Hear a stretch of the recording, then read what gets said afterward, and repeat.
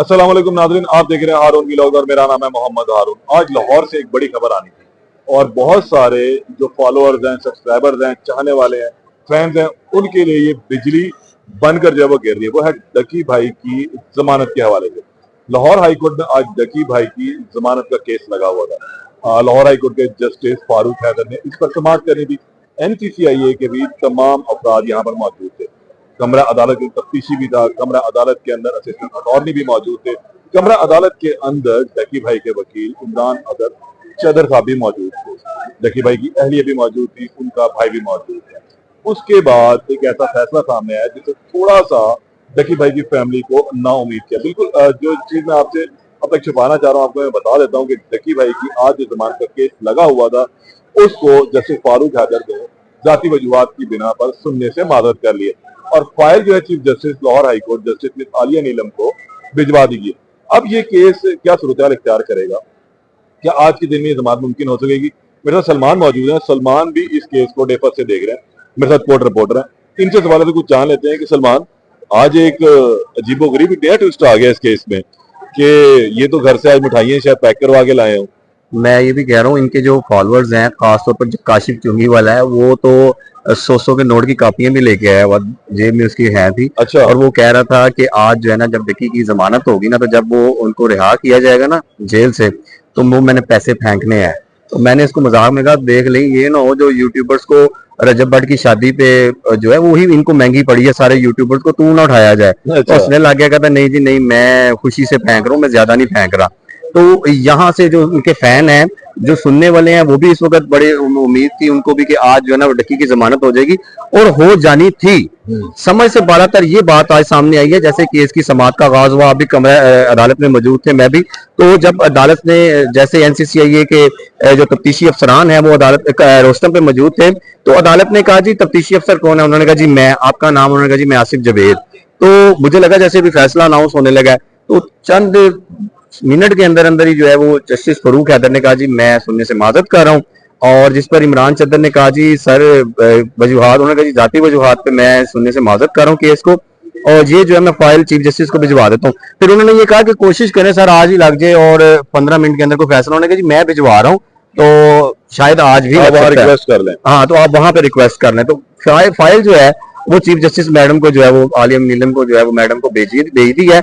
और उम्मीद तो यही है कि, अच्छा सवाल तो बड़ा पैदा होता है, कुछ हम अगर अपनी सजेशन दें तो तौहीन अदालत भी इतना, तो या तो इनके ऊपर प्रेशर था, देखिए 2-3 चीजें ही हो सकती हैं। तो वो प्रेशर वाली सूरत हाल नहीं होनी। तो फिर क्या है, ये तो अक्सर देखते हैं कि केसेस जो है वो इस तरह के केस हो जाते हैं, जो जज साहिबान है फिर नोटिस क्यों किए, वो सुनने से माजरत कर लेते हैं। नोटिस मुमकिन है कि जब नोटिस तो किए ना, आगे चलनी शुरू हुई है, क्योंकि आज भी आपने देखा इसके अंदर कि उन्होंने पहले जो मेजर एक्ट है वो मंगवाया, वो पढ़ा और एक दफा जो उस पर लगी हुई उसके मुताबिक उन्होंने कुछ चीजों को देखा और फिर उन्होंने उस पर ये कहा कि जाती वजूहात की बिना पर मैं ये सुनने से माजरत करता हूँ, फाइल चीफ जस्टिस साहिबा को भिजवाता हूँ।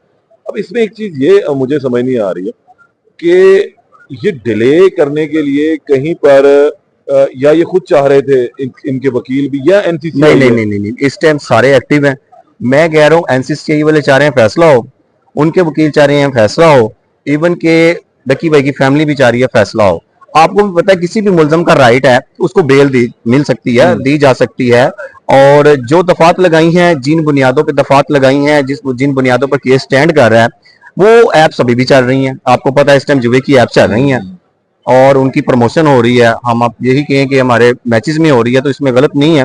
तो इस मुझे ये बताएं, तो किस तरह अगर ये भी सोच लें कि भाई जज साहब ने उसकी जमानत खारिज करनी थी, तो आप भी कोर्ट रिपोर्टर हैं, मेरे से सीनियर हैं, तो किन बुनियादों पे खारिज कर सकते? 3 माह हो गए अंदर, ठीक है, और ये सारा कुछ ट्रायल में फेस होना है। अभी डिले कितना हो जाएगा? मुझे नहीं लगता फाइल लगती भी है तो दोबारा नोटिस होंगे फिर NCCI को? नहीं, डिले नोटिस तो इसी में कंटिन्यू कर देंगे, मुमकिन नहीं जज, और शायद वो नोटिस करें। और रूटीन ये भी है कि अगर हो सकता है कि चीफ जस्टिस जो है ये फाइल अपने पास खुद सुन ले, वो भी आपको पता फौजदारी की वकील है, वो सॉरी जज साहब हैं, तो फौजदारी के केसेस वो भी सुनती हैं। और उम्मीद ये भी है कि जो जजेस हैं, दूसरे सुल्तान तनवीर हैं, शराम सरवर हैं, इनको भी मार्क हो जाए।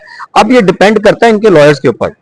अब इनके वकील अगर कोशिश करें, लगाते हैं, हाँ, ये मैं आपको बता दूं कि कितने एक्टिव रहते हैं। आपको पता है कि बानी पीटीआई की जब इधर दरख्वास्त जमानतें लगती थी, कुछ बेंचेस जो है वो सुनने से इनकार कर देते थे।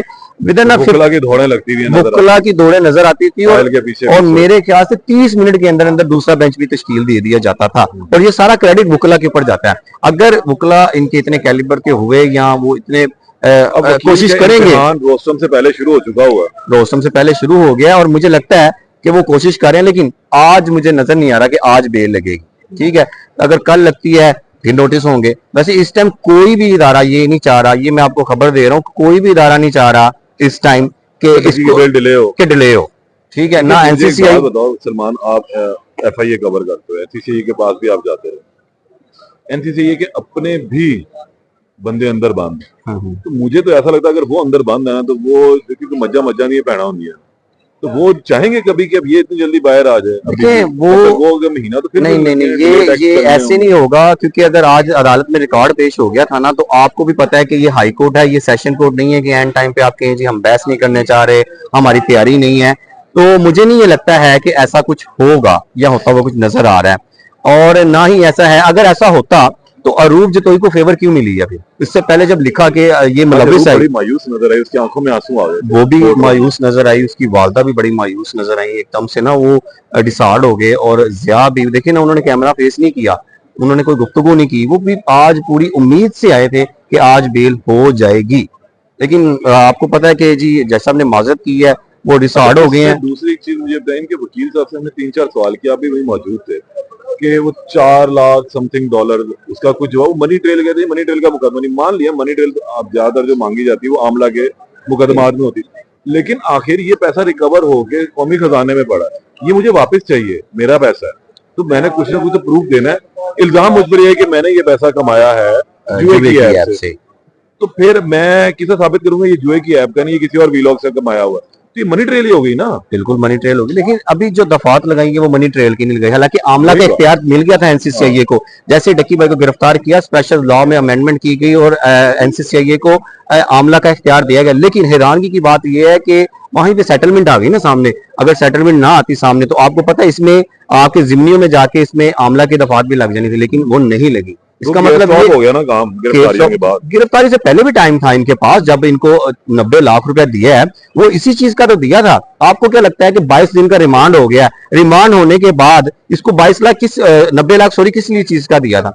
90 लाख इस चीज का ही दिया था कि हम इसको फेवर देते हैं, और वो फेवर आपको भी पता है कि जब इसके लिए स्पेशल नोटिफिकेशन किया गया, इसका मनी लॉन्ड्रिंग के केस इसके ऊपर, मुझे ये शुबा था अगर ये सारी टीम ना तब्दील होती, अगर प्रेशर इन पर रहता, तो होना ये था कि इस केस में इनको बेल मिलनी थी और मनी लॉन्ड्रिंग का इन्होंने एक और मुकदमा दर्ज करना था एनसीसीआई ने और इसको गिरफ्तार कर लेना। लेकिन ऐसा कुछ नहीं हुआ। एक तो 90 लाख लेके इन्होंने फेवर देने की कोशिश की और फेवर ये दी है डक्की भाई को कि अभी जो मनी ट्रेल में फेवर आई है, ये फेवर है। देखे ना 90 लाख उन्होंने लिया, किस चीज का लिया? आपको मुझे ये लग रहा था कि भाई ये पैसे जो है बड़ा जो है वो सीरियस किस्म का ये केस लेके जा रहे हैं। अमेंडमेंट के बाद ये पहला केस था एनसीसीआई का जिसमें 22 रोजा रिमांड हुआ, इससे पहले 14 रोजा रिमांड होता है। ठीक है, 30 रोजा रिमांड होना था, इन्होंने 30 लाख इस मद में लिया कि जी हम इसको जुडिशियल करवा देते हैं, 60 लाख इस मद में लिया कि हम इसके लिए फेवर करेंगे। तो फेवर यही थी कि हम इसके खिलाफ मनी लॉन्ड्रिंग का केस नहीं बनाएंगे, तो उसका फायदा हुआ।